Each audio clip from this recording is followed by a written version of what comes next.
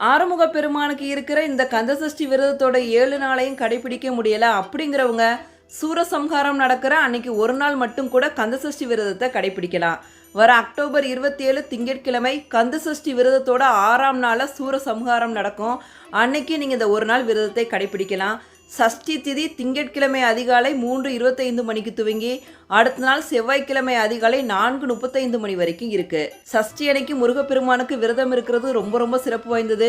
அதுவும் சூரசம்ஹாரம் நடக்கிற அன்னைக்கு விரதம் இருக்கிறது ரொம்ப ரொம்ப சக்தி வாய்ந்தது. ஒரு நாள் விரதம் எப்படி கடைபிடிக்கிறது அப்படிங்கிறத பார்க்கலாம். அக்டோபர் 27 திங்கட்கிழமை பிரம்ம முகூர்த்தத்திலே எந்திரிச்சு நல்லா தலைக்கு குளிச்சுடுங்க. முருகப்பெருமானோட படம் இல்லாட்டி விக்கிரகம் வச்சுருந்தீங்கன்னா முருகப்பெருமானை அழகாக அலங்காரம் பண்ணி சட்கோண தீபம் ஏற்றி அதில் 6 விளக்குகளை ஏற்றிடுங்க. முருகப்பெருமானுக்கு பால் பழத்தை பிரசாதமாக வச்சுடுங்க. வேறு ஏதாவது பழங்கள் இருந்தால் கூட நீங்கள் முருகப்பெருமானுக்கு படைத்து உங்களோட விரதத்தை நீங்கள் ஸ்டார்ட் பண்ணிடலாம். அன்றைக்கி ஃபுல்லாக எதுவுமே சாப்பிடக்கூடாது.